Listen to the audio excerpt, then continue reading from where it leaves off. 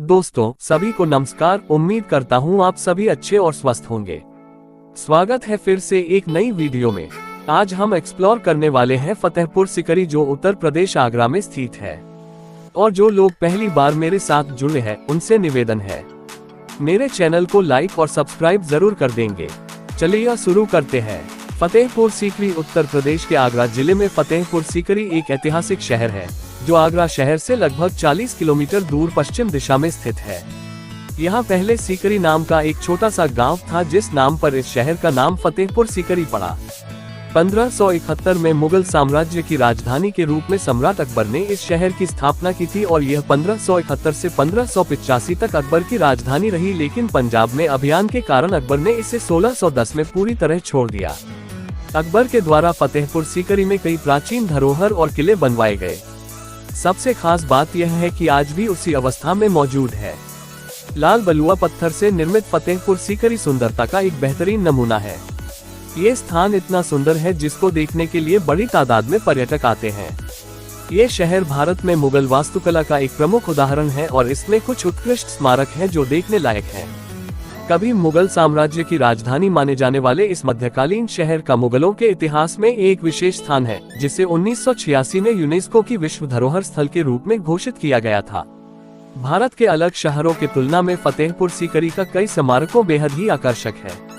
स्थापत्य उत्कृष्टता के साथ साथ धार्मिक विश्वासों का एक अनूठा मिश्रण फतेहपुर सीकरी को सारांशित करता है। ये जादुई शहर में मुगल वास्तुकला को देखने के लिए पर्यटकों एक बार नहीं बार जाने का मन करते हैं।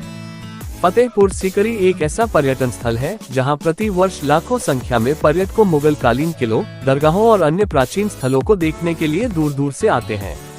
अगर आप भी इस शानदार और यहाँ की रहस्यमय स्थान घूमना चाहते हैं और मुगल की प्राचीन इतिहास में डूब जाना चाहते हैं, लाल बलुआ पत्थर से निर्मित फतेहपुर सीकरी सुंदरता का एक बेहतरीन नमूना है।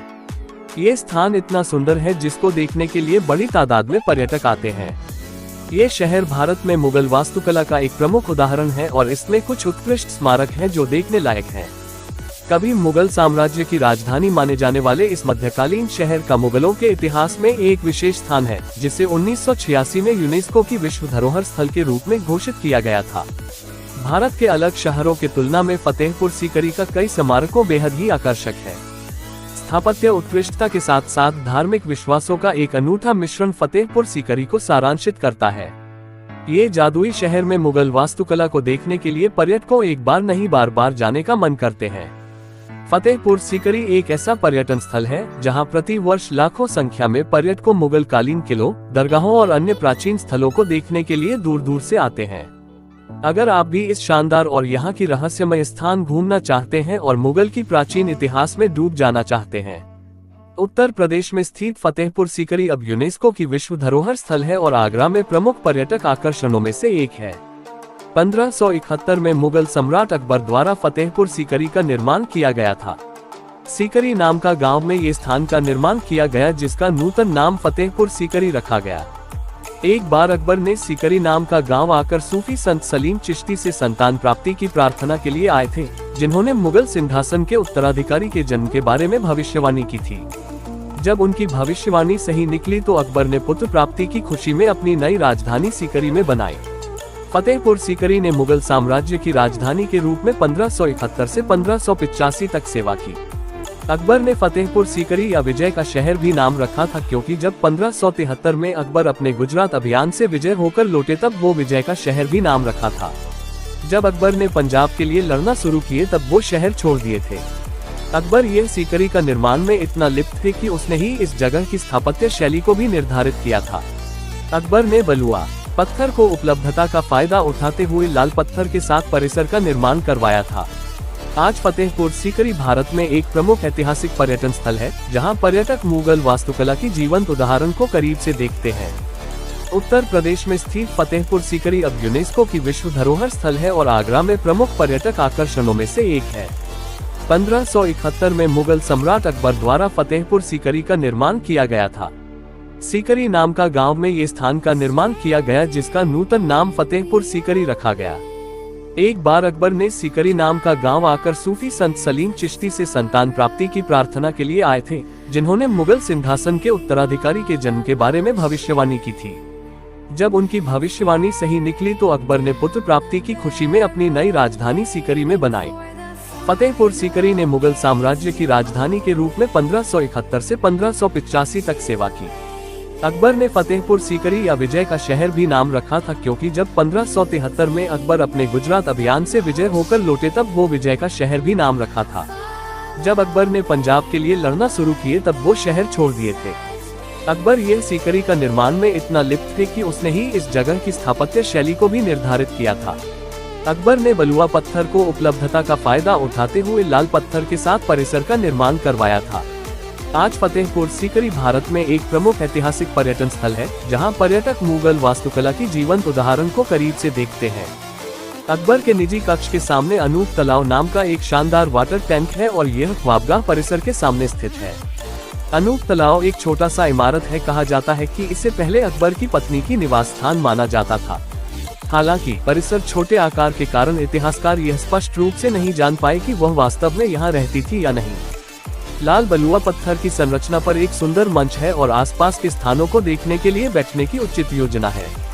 ये खूबसूरत तालाब के बीचों बीच एक प्लेटफॉर्म बना हुआ है, जिसका इस्तेमाल गायन प्रतियोगिताओं के लिए किया जाता था। अनूप तालाब जाने के लिए कोई भी प्रवेश शुल्क नहीं है।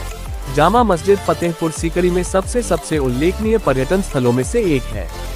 यह मस्जिद एक फतेहपुर सीकरी में एक अद्भुत संरचना है, जिसका 1571 में निर्माण मुगल सम्राट अकबर के संरक्षण में किया गया था। यह मस्जिद दुनिया में सबसे बड़ी मस्जिद के रूप में जाना जाता है। मस्जिद अन्य सभी मुगल वास्तुकला की तरह एक उभरे हुए मंच पर बनाया गया है और इसमें आसपास की मीनारों और अन्य छोटे गुंबदों के साथ एक बड़ा केंद्रीय गुंबद है। ऊंचे प्रांगण का उपयोग अब धार्मिक सभाओं के लिए किया जाता है। ये संरचना लाल बलुआ पत्थर से बनी है और आकार में आयताकार है। मुगल वास्तुकलाओं को दर्शाते हुआ जामा मस्जिद फतेहपुर सीकरी में एक प्रसिद्ध ऐतिहासिक संरचनाओं में से एक है। हिरन मीनार। ये खूबसूरत मीनार का निर्माण बादशाह अकबर ने अपने प्रिय हाथी हिरन की याद में करवाया था। मीनार को एक मिलपोस्ट और एक लाइट हाउस के रूप में देखा जाता था, जो लोगों को अंधेरे के बाद आराम से चलने में मदद करता था।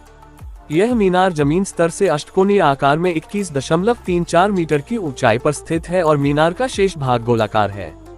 अकबर के शासनकाल के समय यह मीनार वास्तव में एक प्रहर दुर्ग थी, जहां महिलाएं खड़े होकर खेल, कुश्ती के खेल और जानवरों की लड़ाई देखती थी। बीरबल का निवास। राजा बीरबल का निवास का नाम बीरबल महल था, जो अकबर के हिंदू मंत्री थे। 1571 के समय के आसपास इसका निर्माण किया गया था। बीरबल का घर जोधाबाई के महल के उत्तर पश्चिम कोने पर स्थित है, जिसमें खुले द्वार के साथ 4 कमरे जुड़े हैं। इसमें त्रिकोणीय छप्पर के साथ पिरामिड छत है। ये फतेहपुर सीकरी का बहुत ही शानदार पर्यटन स्थल है। ख्वाब महल। फतेहपुर सीकरी का ख्वाब महल एक खूबसूरत जगहों में से एक है। ख्वाब महल में सम्राट के लिए अलग बैठक, कुतुब खाना, एक छोटा बाथरूम और एक बेडरूम है। इसका बेडरूम 5 महल और शाही हरम के साथ जुड़ा हुआ है। ये महल पर लोगों सम्राट अकबर, तानसेन और बैजू बावरा का संगीत सुनते थे। इस महल की दीवारों पर बने चित्र फारसी शिलालेखों के साथ हाशियों को दिखाते हैं, जो अभी फीके पड़ गए हैं।